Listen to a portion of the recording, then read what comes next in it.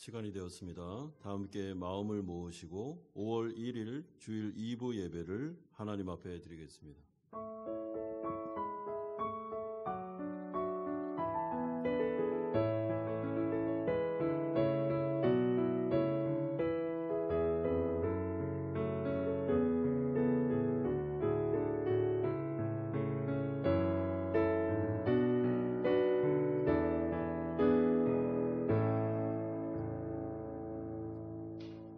내가 여호와의 명령을 전하노라.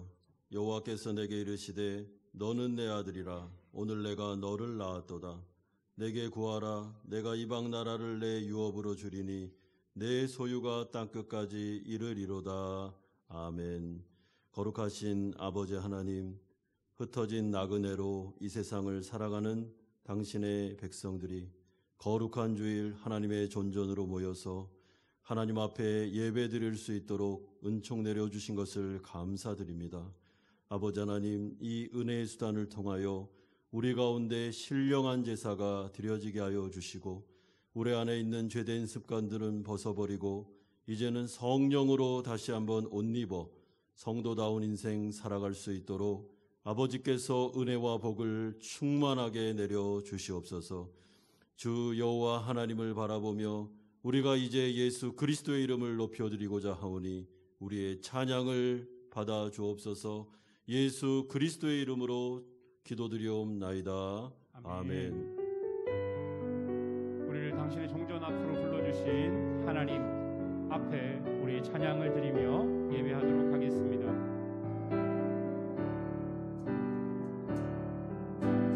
내 평생 사는 동안 찬양하리 여호와 하나님 내 주를 찬양하리. 주님을 묵상함이 즐겁도다. 내 영혼 주 안에서 참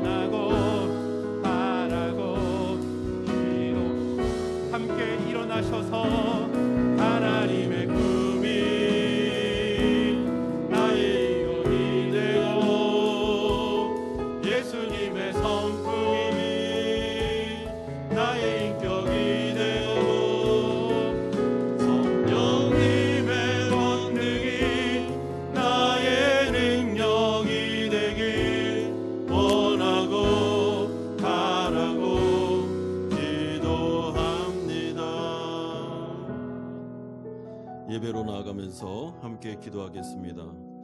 한 주간을 돌아볼 때 내가 정말 성도답게 살았는지를 한번 돌아봅시다.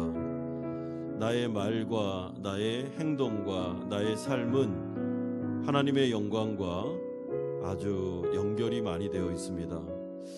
내가 혹여나 하나님의 영광을 가리는 말과 행동을 했다면 이 시간에 하나님 앞에 회개하고 하나님 저를 예수님의 성품으로 변화시켜 주시고 이 거룩한 은혜의 수단을 통해서 내가 또 조금씩 예수님을 닮아가고 그분의 인격을 소유하게 되는 그런 은혜가 나에게 있을 수 있도록 이 예배가 살아있는 예배, 변화되는 예배가 될 수 있도록 같이 한번 기도하겠습니다.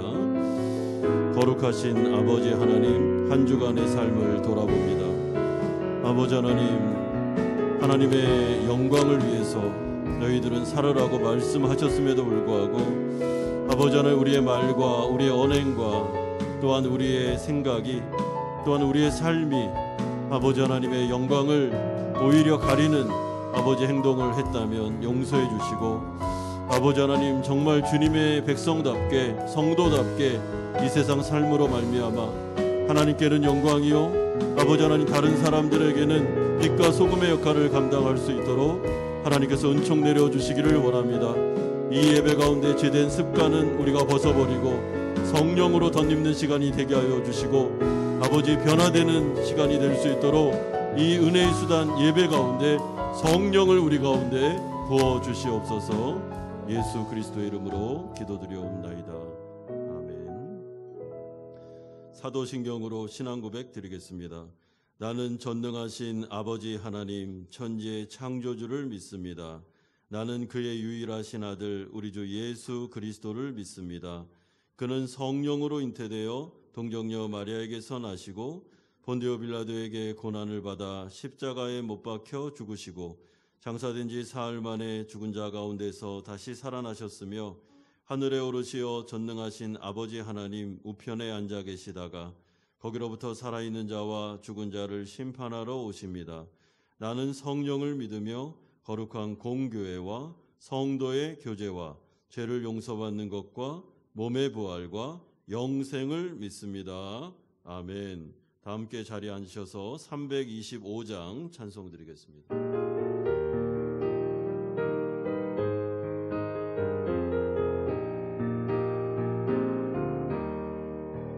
예수가 함께 계시니 시험이 오나 겁없네.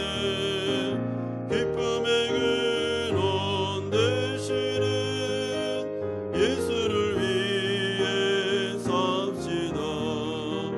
날마다 주를 섬기며 언제나 주를 기리고 그 사랑 안에 살면서 딴 길로 가지 맙시다.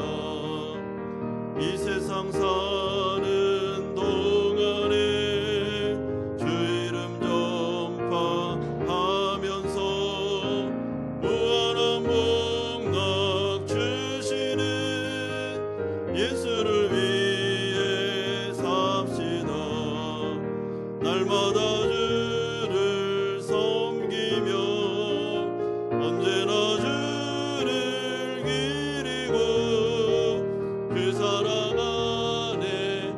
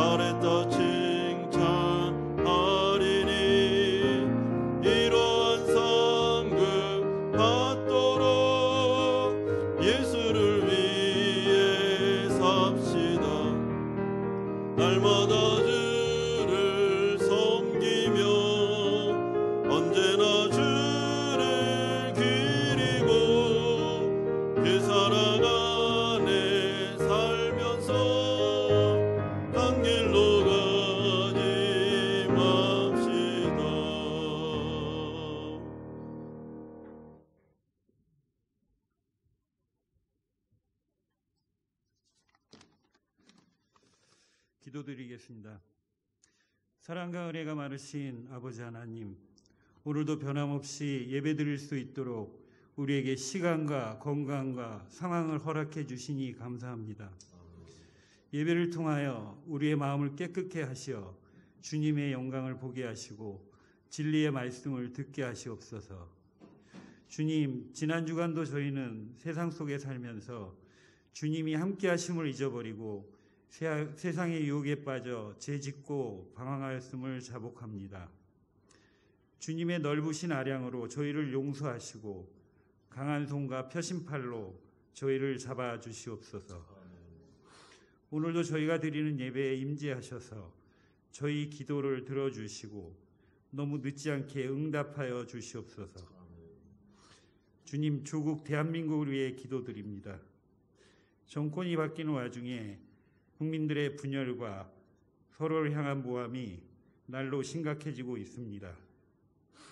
주님, 조국의 진정한 교회와 주님을 진심으로 믿는 이들이 중심이 되어 조국 대한민국이 하나 되어 합력하여 선을 이룰 수 있도록 은혜 내려 주시옵소서.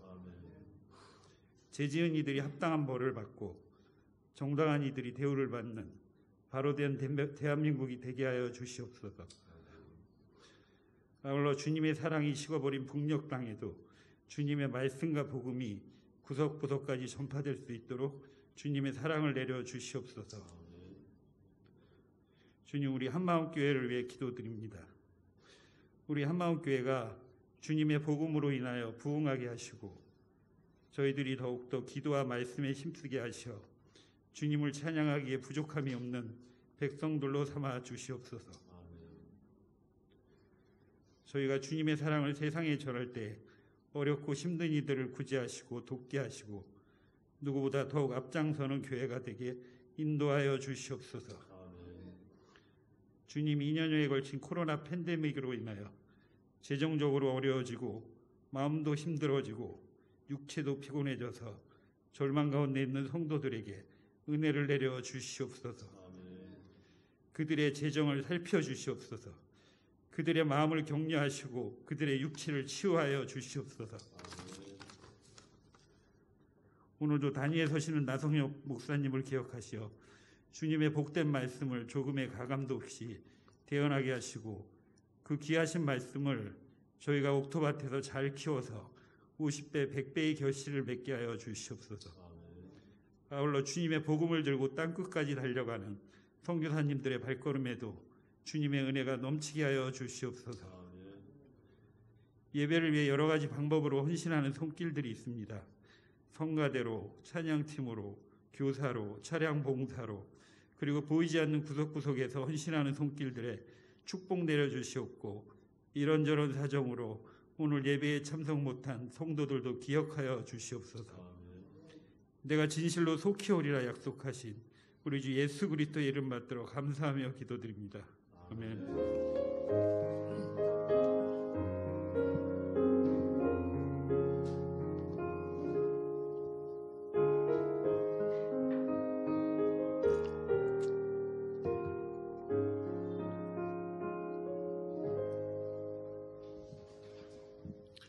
오늘 우리에게 주시는 하나님의 말씀은 신약성경 베드로전서 2장 11절에서 17절까지의 말씀입니다.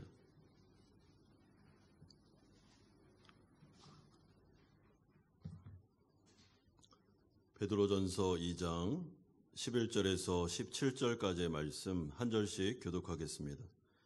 사랑하는 자들아, 거류민과 나그네 같은 너희를 권하노니 영혼을 거슬러 싸우는 육체의 정욕을 제어하라. 너희가 이방인 중에서 행실을 선하게 가져 너희를 악행한다고 비방하는 자들로 하여금 너희 선한 일을 보고 오시는 날에 하나님께 영광을 돌리게 하려 함이라. 인간의 모든 제도를 주를 위하여 순종하되 혹은 위에 있는 왕이나 혹은 그가 악행하는 자를 징벌하고 선행을 한 자를 포상하기 위하여 보낸 총독에게 하라. 곧 선행으로 어리석은 사람들의 무식한 말을 막으시는 것이라. 너희는 자유가 있으나 그 자유로운 악에 쓰지 말고 오직 하나님의 종과 같이 하라. 17절 같이 읽겠습니다. 무사람을 공경하며 형제를 사랑하며 하나님을 두려워하며 왕을 존대하라. 아멘.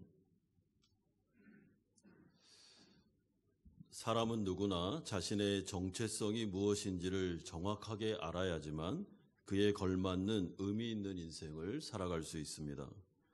나는 누구인가? 또한 나는 무엇을 위해 살아가야 하는가? 나의 인생의 목표는 무엇인가? 이런 질문은 대단히 중요합니다. 의사는 의사로서, 군인은 군인으로서, 정치가는 정치가로서, 각 분야의 전문가들은 자신의 분야의 전문가로서 반드시 분명한 정체성과 사명감을 가지고 그 일들을 감당해야 됩니다. 이런 점에서 하나님 나라 백성들인 성도들에게도 정체성의 문제와 사명의 문제는 너무나도 중요합니다.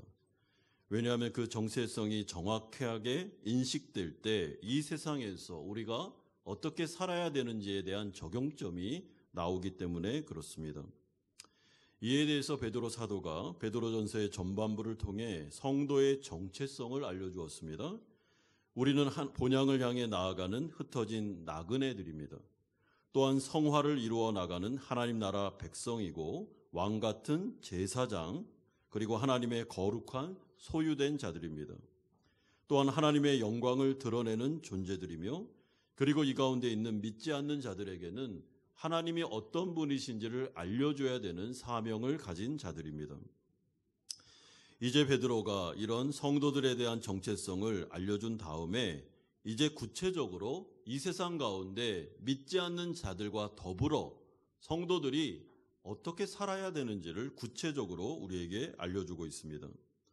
특별히 나와의 관계 안에서, 또한 나와 권력과의 관계 안에서, 아내와 남편과의 관계, 주인과 종과의 관계, 목자와 양들과의 관계 등을 통해서 이 구체적인 관계성을 통해 성도들은 어떻게 살아야 되는지를 알려주는데, 우리가 오늘부터 시작하는 이 베드로 전서의 후반부를 통해서는 이제 구체적인 설명을 듣고 그 말씀을 이해하여 나의 삶에 적용하면서 하나님께 영광 돌리는 인생을 사셔야 됩니다. 그런 점에서 이 말씀은 손에 잡힐 수 있는 말씀이다라고 생각하시면 되겠습니다. 첫 번째로 우리가 살펴볼 내용은 나와의 관계에서 육체의 정욕을 제어하라라는 명령이 11절에서 12절까지에 나오고 있습니다. 먼저 베드로 사도는 오늘 본문 11절을 통해서 성도들을 향해 사랑하는 자들아라고 부르고 있는데, 여기서 이 사랑이라는 단어는 아가페의 사랑을 말합니다.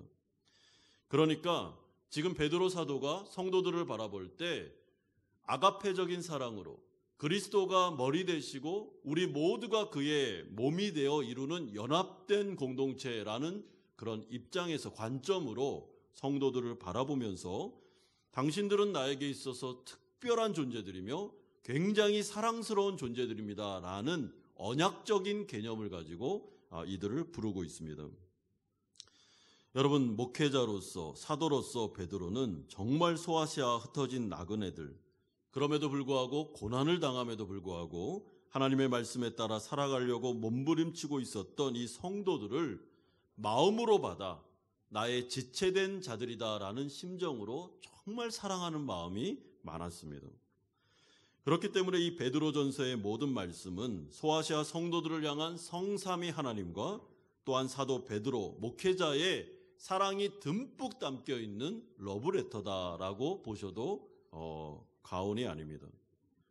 여러분, 하나님 앞에서 눈에 넣어도 안 아플 정도로 사랑스러운 존재가 바로 고난당함에도 불구하고 믿음을 지키려고 노력하는 성도들입니다.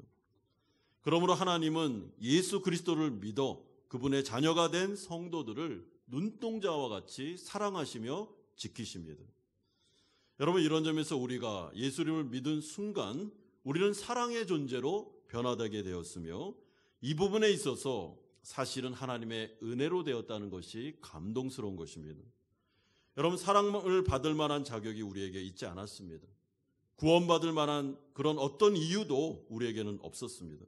오직 하나님의 은혜로 하나님께서 우리를 긍휼히 여기셨기 때문에 우리를 선택하셔서 하나님 나라 백성 삼으셨고, 그 다음에 하시는 말씀은 이제부터 나는 너희들을 사랑한다. 너희들은 나에게서 사랑받는 존재다라는 것을 알려주셨습니다.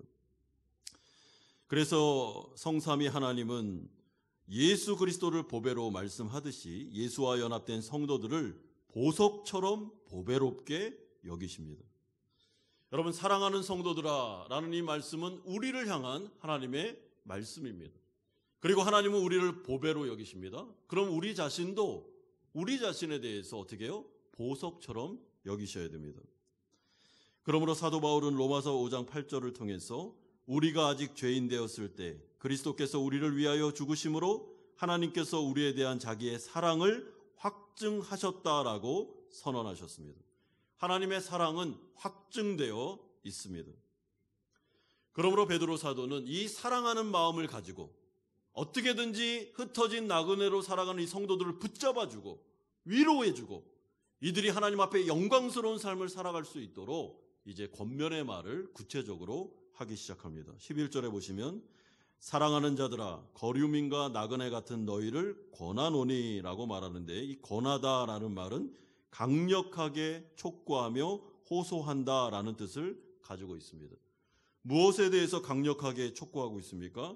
영혼을 거슬러 싸우는 육체의 정욕을 제어하라 라고 말씀합니다. 여러분, 여기서 육체의 정욕이라는 것은 갈라디아서 5장에 나오는 육체의 소욕하고 똑같은 말입니다. 그런데 이 육체의 정욕을 제어하라 라는 말은 멀리하라, 통제하라 라는 의미를 포함하고 있습니다. 여러분, 우리가 예수님을 믿기 전까지는 우리는 죄의 종노릇하는 지배당하는 존재들이었습니다.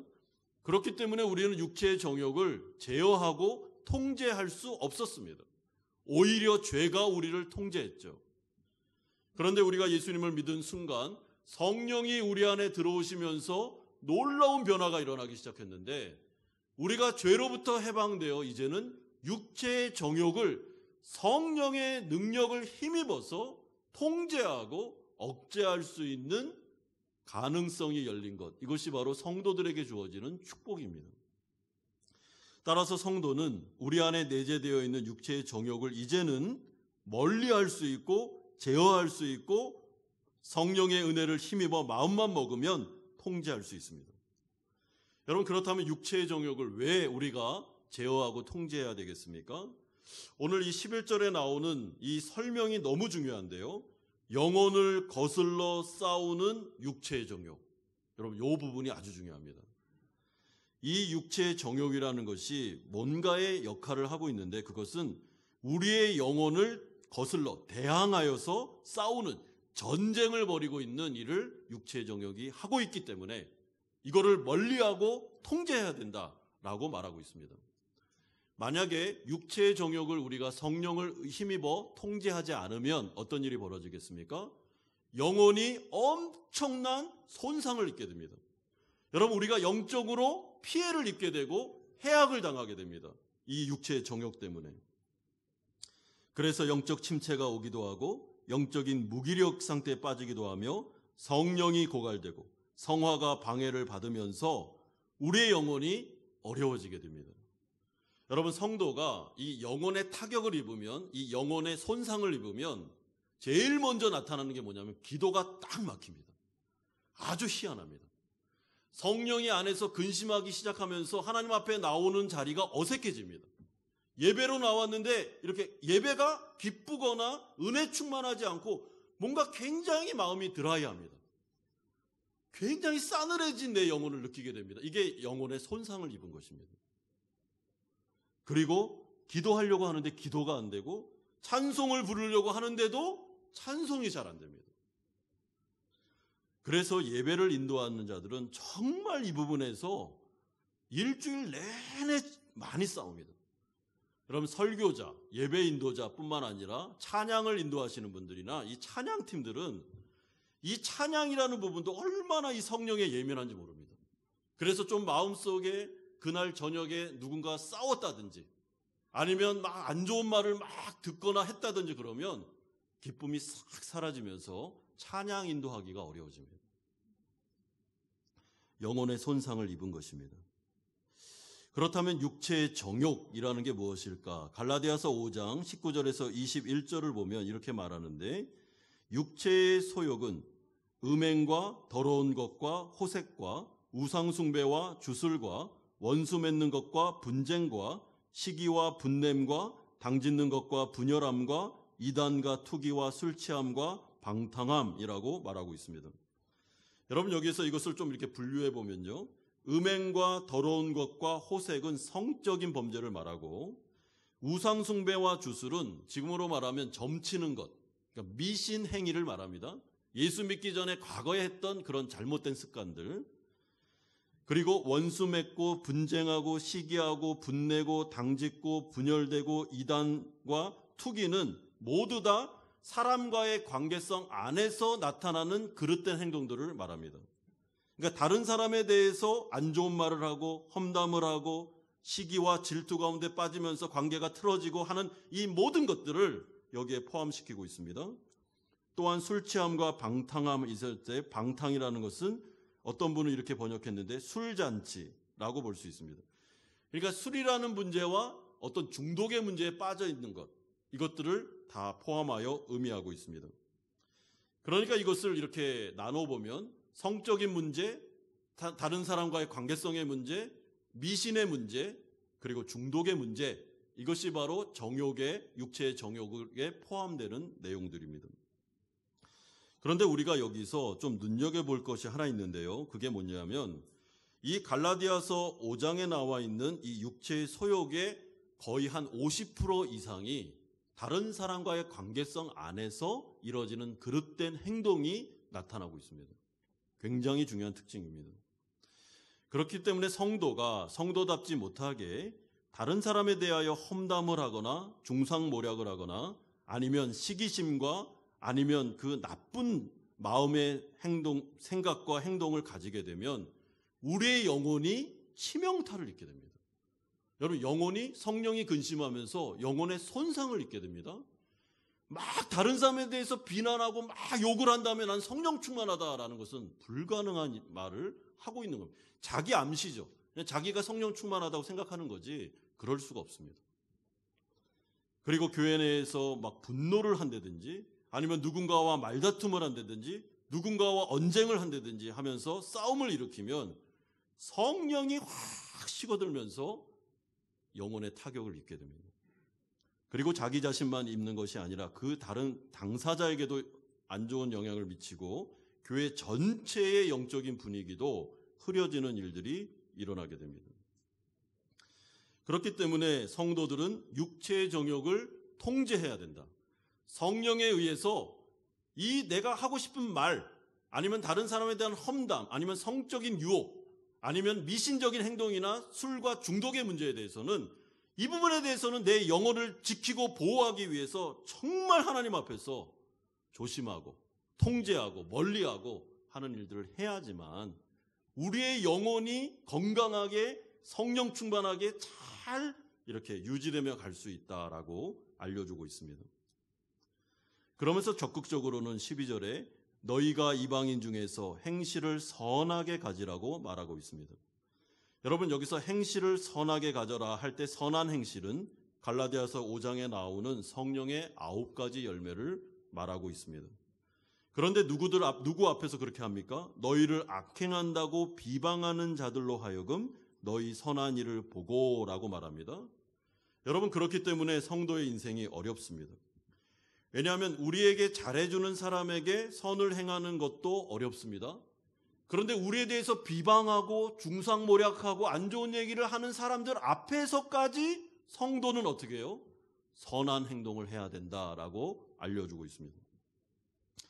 따라서 이 말은 이렇게 해석할 수 있는데, 우리에 대해서 안 좋은 이야기를 하는 사람들 앞에서 사랑과 희락과 화평과 오래 참음과 자비와 양성과 충성과 온유와 절제를 실천하라. 성령의 통제를 받아 이 부분에 대해서 너희들은 지면 안 된다. 사랑과 온유와 이 성령의 9가지 열매가 나를 대적하는 앞에서까지도 나올 수 있도록 너희들은 행동하라고 말해주고 있습니다. 여러분, 그러면 이렇게 행동하는 성도들에게 주어지는 약속이 있습니다. 12절 하반절 보십시오.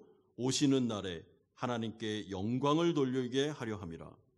여기서 하나님께 영광을 돌리게 한다라는 말은 넌 크리스찬들이 성도들의 이런 모습을 보면서 충격을 받아서 도전을 받아서 회심하는 역사를 통해 이제는 하나님을 대적하는 쪽에서 하나님께 영광 돌리는 쪽으로 가게 되는 역사가 일어나게 될 것이다 라는 것을 약속해 주고 있습니다. 여러분, 그러므로 성도들은 말을 통해서만 전도하는 자들이 아닙니다. 우리의 언어와 행동을 통해, 우리의 삶을 통해서 사실은 전도하는 자들입니다.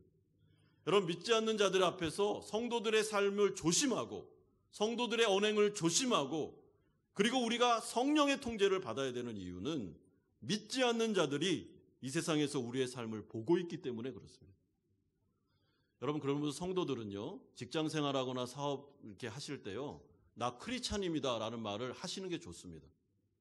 애써 숨기면서 아닌 것처럼 하시면 안 됩니다. 여러분, 왜 그게 부끄럽습니까? 나 크리스찬입니다, 나 성도입니다 라고 딱 선포하고 직장 생활 하시는 게 좋습니다. 왜냐하면 그렇게 선포를 해놓으면 조심할 수밖에 없지 않습니까?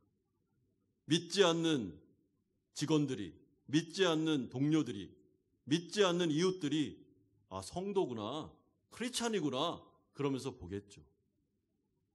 그들 앞에서 조심하고 그들 앞에서 하나님 나라 백성답게 살 때 이들이 도전을 받고 아, 예수 믿으면 저렇게 되나 보다 하면서 주님께로 돌아오는 약속이 있게 됩니다.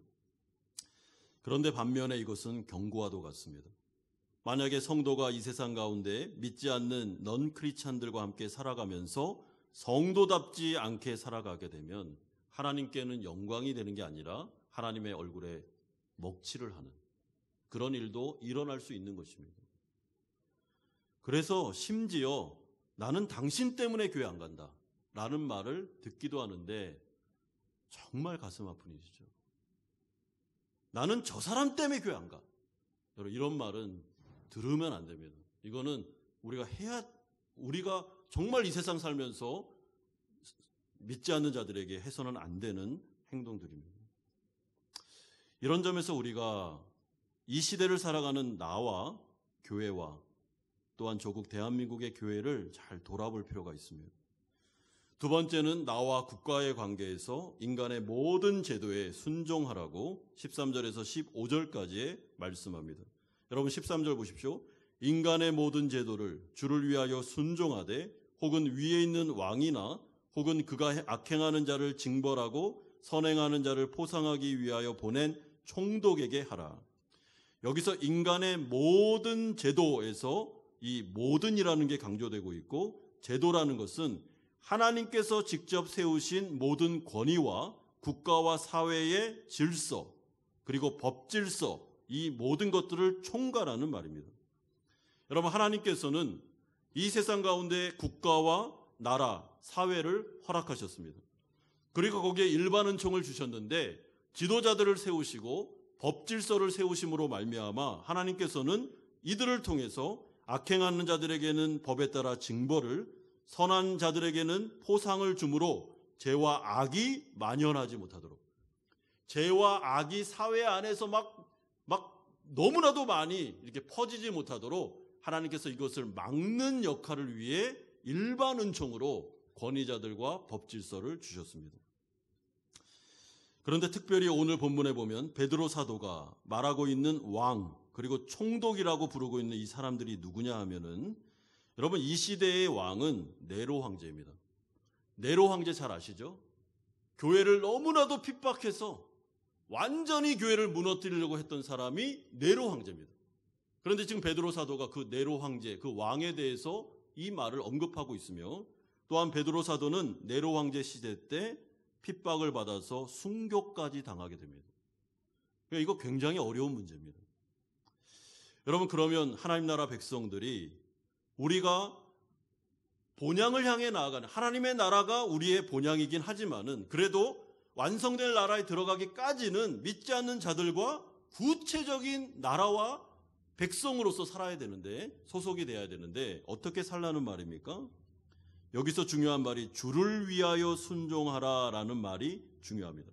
여러분, 이것은 두 가지 의미가 있습니다. 하나는 주를 위하여 순종한다. 무슨 말인가 하면 국가와 권력자들과 이 가운데 있는 권위자들이 만약에 하나님의 뜻과 벗어나는 죄를 짓는 쪽으로 우리 가운데 그것을 유도할 때는 그것은 순종할 필요가 없습니다. 그것은 이미 하나님의 뜻을 거부한 것이기 때문에 그건 순종하면 안 되고 그것은 거부해야 됩니다. 그래서 성경과 일치하지 않는 하나님의 뜻과 정반대에 하나님이 원하시지 않은 일들을 나라가 강요하고 그리고 그 정치가가 관여하고 그러면 그것은 들으면 안 됩니다. 예를 들면 나치 시대 때 독일에 있었던 교회가 두 부류로 나뉘었습니다. 이것을 추종하는 파가 있었고 거부하는 파가 있었습니다. 여러분, 나치 정권에 대해서는 어떻게 해야 됩니까? 거부해야죠. 그거는 하나님의 뜻에 옳지 않습니다. 맞지 않기 때문에 그건 순종하는 게 아닙니다.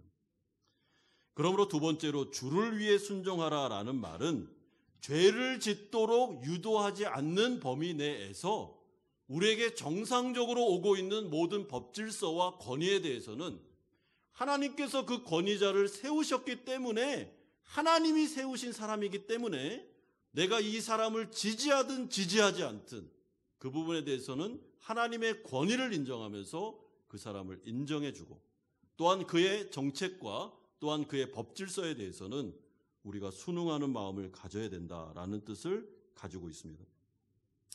따라서 하나님 나라 백성인 성도가 세상의 제도나 법에 대해서 또한 권력자들에 대해서 막무가내 식으로 저항하거나 폭력적으로 대항하는 것은 결코 옳은 태도가 아닙니다.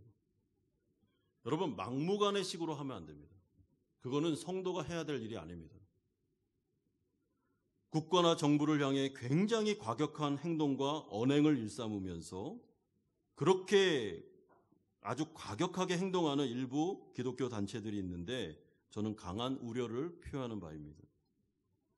왜냐하면 그럴 경우에 세상 사람들이 바라볼 때 기독교에 대한 강한 반감과 중상모략 및 심각한 오해를 불러일으킬 수 있기 때문에 그렇습니다. 여러분, 명분이 있어야 됩니다. 그리고 분명히 성경에 대해서 기준이 있어야 됩니다. 아, 이것과 옳지 않다라고 하면 우리가 거부할 수 있습니다. 그런데 그게 아니고 그냥 명분도 없고 아무런 이유도 없고 그냥 막무가내 식으로 난 싫어 이런 식으로 해서 막 과격하게 행동한다. 그거는 성도가 기독교 단체가 하면 안 됩니다. 여러분 15절 보십시오. 곧 선행으로 어리석은 사람들의 무식한 말을 막으시는 것이라. 여기서 어리석은 사람들이라는 것은 예수님을 믿지 않는 자들을 말하고 무식한 말이라는 것은 중상모략을 말합니다.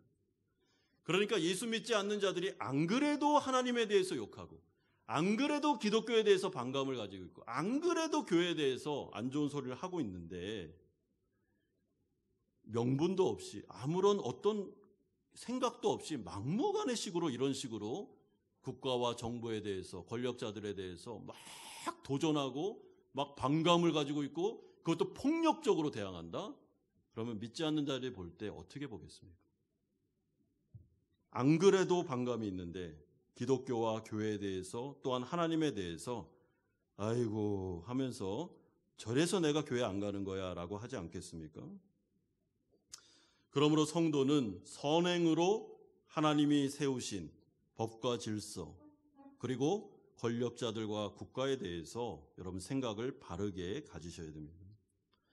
여러분 이런 점에서 예수님은 누가복음 20장을 통해 가이사의 것은 가이사에게 하나님의 것은 하나님께 바치라 라고 말하면서 하나님 나라 백성들도 이 세상을 살기 때문에 정상적으로 세금을 내야 되고 이 세상이 원하는 그 질서에 대해서 순응해야 된다라는 것을 예수님이 특별히 입을 통해 말씀하셨습니다. 여러분 그렇기 때문에 정상적으로 세금을 내셔야 됩니다. 그리고 내가 하나님 나라 백성이기도 하지만 내가 이 나라에 소속되어 있고 조국 대한민국의 국민으로서 의무를 다 하셔야 됩니다. 여러분 우리 아들들은 군대를 가야 됩니다. 그런 것들이 우리의 의무죠. 그리고 우리에게 주어진 것들에 대한 세금을 내고 또한 백성으로서 해야 될 법질서를 잘 지켜야 됩니다. 법을 어기면 안 됩니다. 그러므로 절대로 성도나 교회는 도덕적인 수준이 상식 이하가 되어서는 안 되고 상식을 뛰어넘어 갈라디아서 5장에서 말씀하는 성령의 9가지 열매와 마태복음 5장에서 7장에서 말씀하는 새 언약, 산상수훈의 윤리까지도 올라가서 우리가 살아야만 믿지 않는 자들에게는 빛과 소금의 역할이 되면서 정말 예수 믿는 자들은 저렇구나라는 것들을 이야기해 줄 수 있게 되는 것입니다. 특별히 산상수훈에 보면 새 언약 백성들은 원수까지 사랑하라라고 말씀하셨습니다.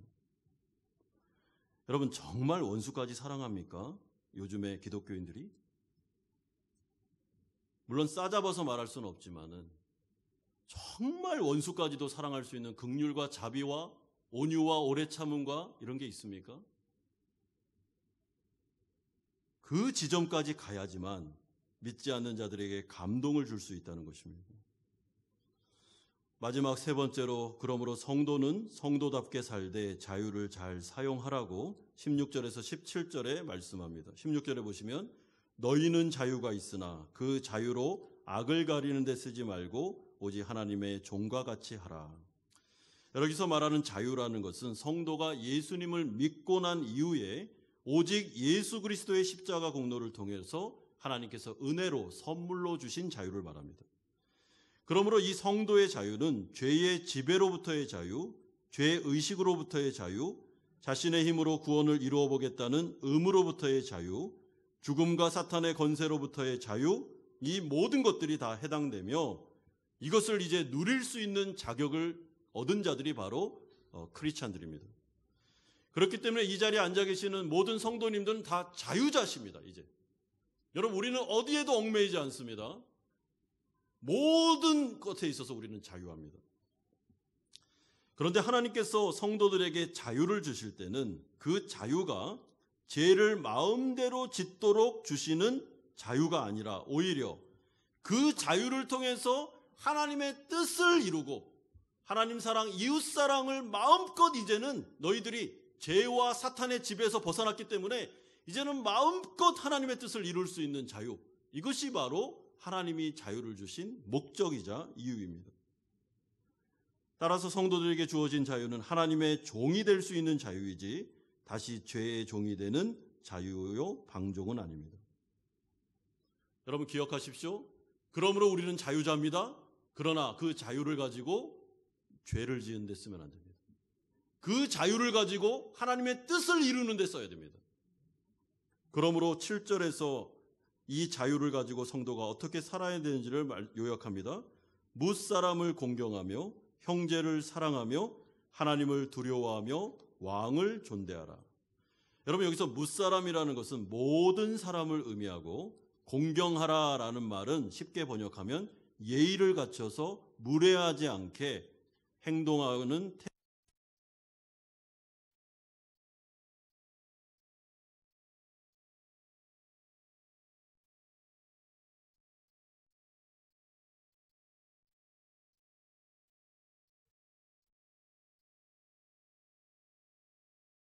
것은 예의를 갖춰라. 다른 사람에 대해서 절대로 무례하면 안 된다라는 말을 여기에서 해주는 것이죠. 왜냐하면 세상에 존재하는 그 어떤 사람도 내가 함부로 대해도 괜찮은 사람은 단 한 명도 없기 때문에 그렇습니다. 그러므로 혹여나 내가 어떤 특정한 부류의 사람이나 어떤 사람에 대해서 함부로 대하거나 무심한 태도를 견지하거나 아니면 무례하게 행동한다는 것은 성도답지 않은 행동입니다. 그 부분에 대해서는 우리가 회개해야 됩니다. 여러분, 무례한다라는 것은 자기중심성을 말하죠. 그러니까 내 입장에서 모든 것을 생각하는 것입니다. 이 사람을 생각 안 해줘요. 그래서 내가 원하는 것, 내 감정에 따라 아니면 내가 필요한 부분에 대해서 그 부분에 대해서 강요하고 그 부분에 대해서 억지 주장을 필 때 그것은 무례한 행동이 되는 것입니다.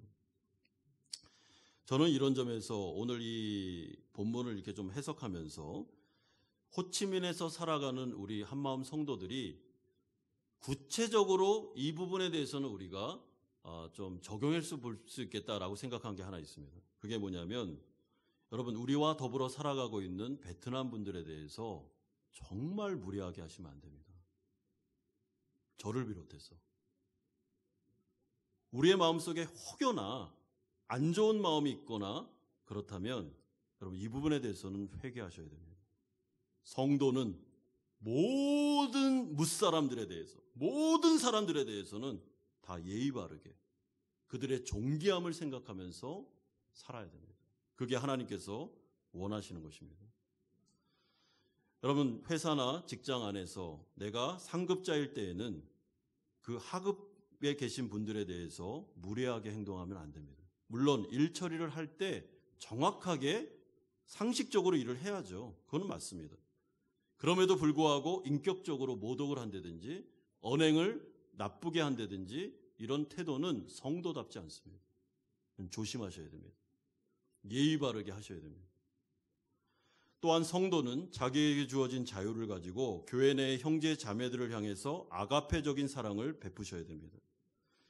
여러분 여기서 형제를 사랑하라라는 이 말은 아가페입니다. 아가페. 아가페라는 것은 하나님이 우리를 무조건적으로 사랑하셨고 우리를 인격적으로 언약적으로 사랑하셨다라는 것을 포함하는 내용입니다. 그러므로 성도는 교회 안에서 형제자매를 사랑할 때, 사랑을 베풀 때 되돌려 받으려는 생각은 하지 마십시오. 여러분 그건 아가페적인 사랑은 아닙니다. give and take라는 식으로 자꾸만 사랑을 정의 내리고 무조건적인 사랑을 베풀지 않으면 그 다음에 후유증이 생깁니다. 그래서 give and take 식의 사랑은 베푼 다음에 이 사람이 나에게 똑같이 대우해 주지 않으면 서운해하고 오해하고 악감정을 가질 수 있습니다. 성도는 그렇게 하지 말라는 것입니다. 형제를 사랑하라. 어떻게 해요? 베풀어 주고 끝. 오늘 점심을 샀습니다. 점심 사고 끝입니다. 점심을 딱 사고 난 다음에 언약을 맺으면서 내일은 네가 사야 돼. 이거는 아닙니다. 그러면 자꾸만 내일 안 사면 또 막 오해하고 이렇게 된다고요. 그렇게 하지 마시라는 말입니다. 그냥 주고 끝. 이게 아가페적인 사랑이죠. 그래야 서운하거나 오해가 생기거나 악감정이 생기지 않습니다.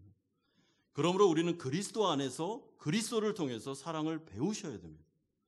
여러분 예수님이 십자가에서 자신의 피를 다 쏟은 다음에 나 이만큼 쏟았으니까 너희들 이렇게 갚아야 돼? 라고 말한 적이 있습니까? 없습니다.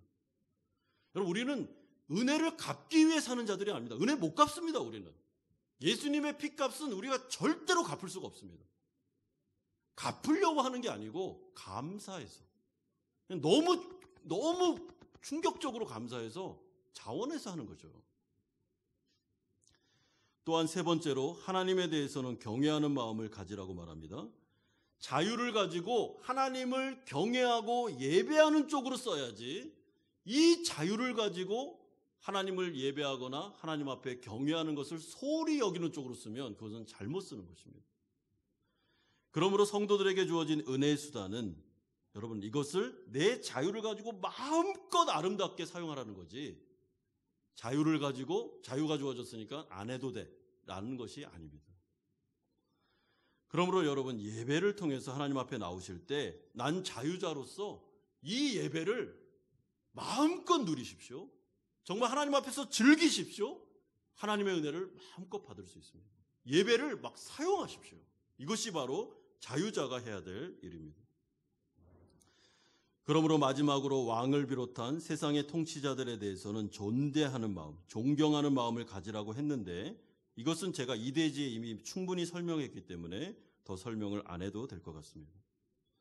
그러므로 사랑하는 성도 여러분, 오늘 이 베드로 사도가 주님의 이름으로 성도들에게 이제는 이 세상에서 믿지 않는 자들과 더불어 우리가 나그네로서 살아야 되는데 완성될 하나님의 나라에 가기까지는 이 세상에 속해서 살아야 되는데 어떻게 살라고 말합니까? 자신의 정욕을 제어해라. 그래야 영혼의 타격을 입지 않을 거라고 말합니다. 또한 다른 사람의 관계성 안에서 구체적으로 성령의 9가지 열매를 실천하라고 말하고 있습니다. 여러분 절대로 무례하면 안 됩니다. 성도들은 믿지 않는 자들 그리고 우리가 더불어 살아가는 외국인들에 대해서도 여러분 그런 태도를 가지시면 안 됩니다. 제가 호주에서 1년을 살았습니다. 외국인으로 살았죠. 물론 여기도 외국인입니다. 그런데 호주에서 1년을 살면서 정말 1년 동안에 제가 느낀 감정이 뭔가 하면 이 사람들이 은근히 나를 꾸준하게 무시하는구나 라는 것을 피부로 많이 느꼈습니다. 그냥 대놓고 무시하지는 않습니다. 그분들은 은근히 무시합니다. 은행에 가면은 영어를 쓰면은 알아들었음에도 못 알아듣었다고 합니다. 다시 발음하라고. 다시 발음하라고. 그럼 다시 발음한다고 내 발음이 좋아지겠습니까? 알아들었습니다. 분명히. 계속 파든 이렇게 합니다. 우리 재겸이 같은 경우는 1학년으로 입학을 했는데 얼마나 인종차별을 많이 받았는지 이 아이가 점심 때 밥을 못 먹을 정도로 제가 나중에 알았습니다. 놀이터에서 거기 구석진 데 가가지고 혼자 이렇게 샌드위치를 먹었다고 합니다. 아이들이 와서 놀리고 계속 어려움을 하고 그리고 언어가 안 되니까 계속 어려움을 당해서 이 영어에 대한 이 트라우마가 생길 정도로 인종차별을 많이 받았습니다. 그렇게 하면 안 되죠. 그렇게 하면 안 됩니다. 그거는 인간으로서 하면 안 되는 일입니다.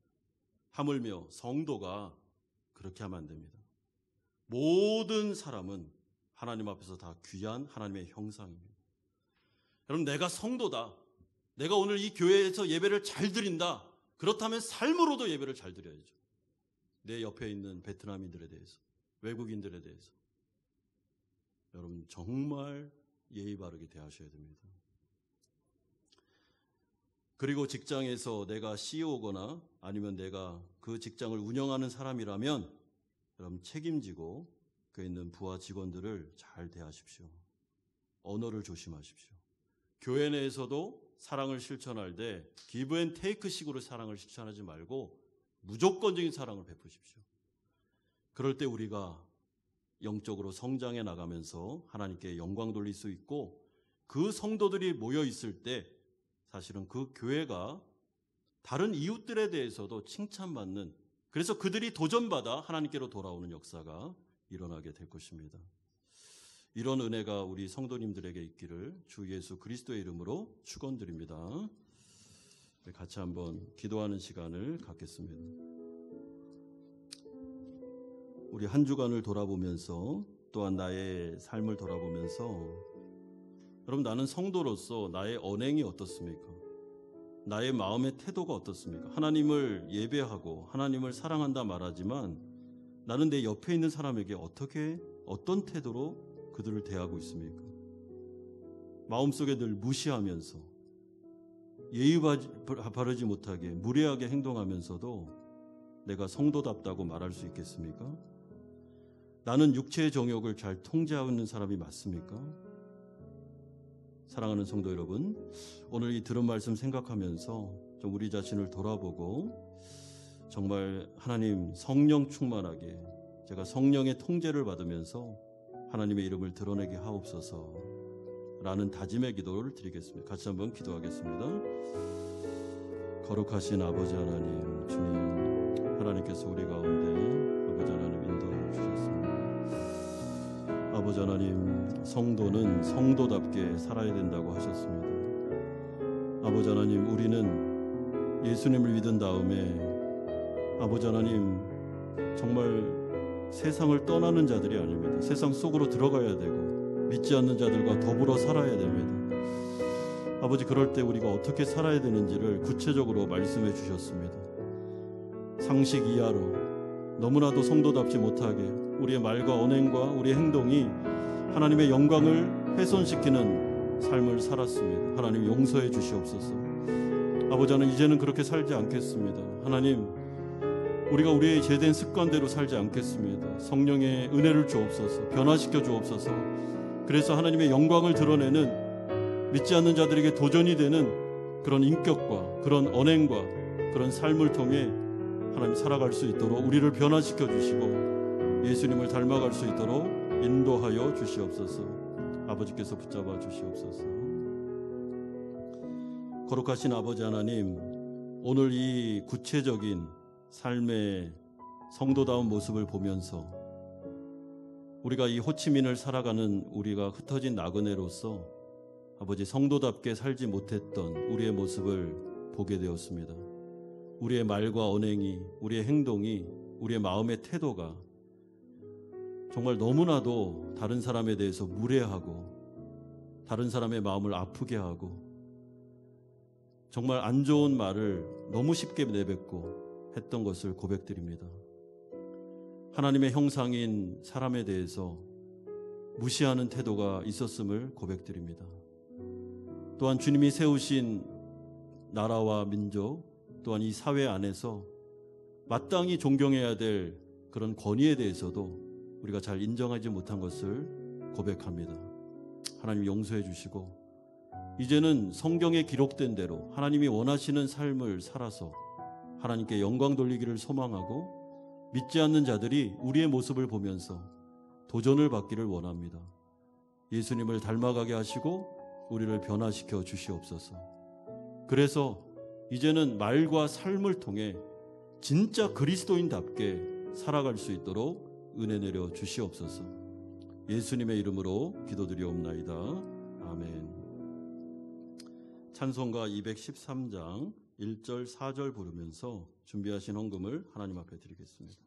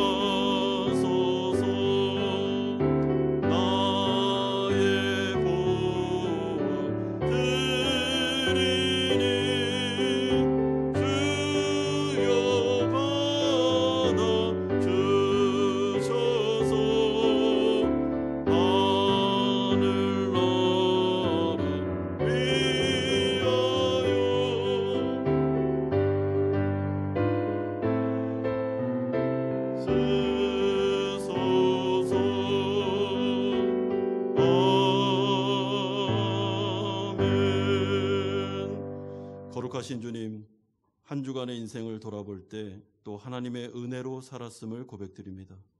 감사하는 마음으로 11조로 주일헌금으로 감사헌금으로 목적 있는 헌금을 드립니다. 받아주시고 아름답게 사용하여 주시옵소서. 하나님의 은혜를 성도들의 가정과 직장과 사업장에 주시기를 원합니다.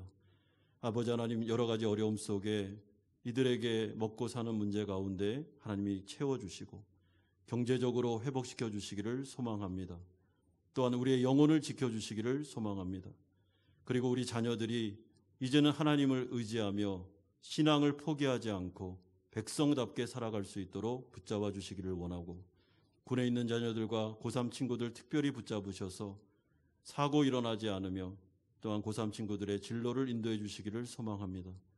마음이 아프고 몸이 아픈 성도들 안수하셔서 아버지께서 위로하시고 치료와 회복의 역사가 나타나게 하여 주시옵소서. 예수 그리스도의 이름으로 기도드리옵나이다. 아멘. 교회 소식을 전해드리겠습니다. 우리 교회에 처음 나오신 성도님들을 주님의 이름으로 축복하고 환영합니다. 비대면 예배와 관련해서는 우리가 계속 녹화된 영상을 제공하고 있습니다. 좀 참고해 주시면 되겠습니다. 그리고 교육위원회 모임이 다음 주일 오후 3시에 4층 유초등부실에서 모이도록 하겠습니다. 성교부 광고인데요. 그 바자회 물품은 오늘까지 종료를 하고요. 많은 물품을 우리 성도님들이 보내주셔서 저희가 1차적으로는 이렇게 18박스를 택배로 붙였는데 2차적으로는 또 너무 많이 들어와서 트럭을 하나 빌렸습니다. 그래서 보내드렸습니다. 근데 한 50% 정도가 새 물품을 주셔서 아마 요긴하게 사용될 것 같습니다.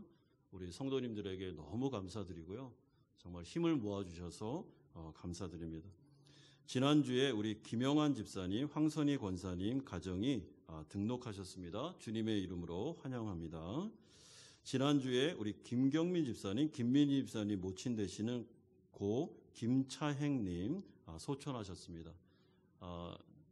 이번에 가시지를 못했는데 아마 5월 초에 가실 것 같은데요. 우리 김경민 집사님, 김기민 집사님 좀 많이 위로해 주시면 감사하겠습니다. 저는 내일부터 14일 토요일까지 한국에 좀 방문하게 됩니다. 저희 가족들이 좀 모이는 일이 있어서 제가 좀 다녀오도록 하겠습니다. 우리 직원 동정입니다. 우리 뒤에 있는 우리 남자 직원 탓이 결혼하게 되었습니다. 결혼을 2번 합니다. 5월 7일 날 나트랑에서 하고 5월 14일 날 호치민에서 합니다. 이 나트랑에서 하는 것은 아내될 부인될 여자분 위해서 하는 거고, 호치민에서는 이제 우리 탓 친구들하고 같이 하게 되는데요. 5월 14일 날 저녁 6시 40분에 하게 되는데, 교회에서 차량이 좀 출발하려고 합니다. 우리 교육자들도 가고 우리 직원들도 가기 때문에 우리 성도님들 중에 혹시 가시고 싶으신 분들이 있으면 6시 20분까지 오시면 함께 출발할 수 있겠습니다. 그리고 많이 축하해 주시면 감사하겠습니다. 다 같이 일어나셔서 주기도문 찬양하고 축도로 예배를 마치겠습니다.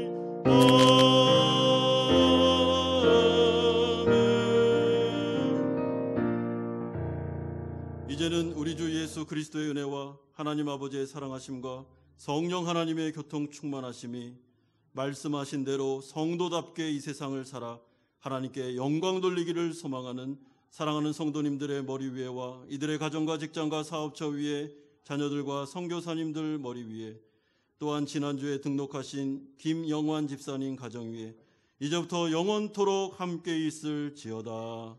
아멘.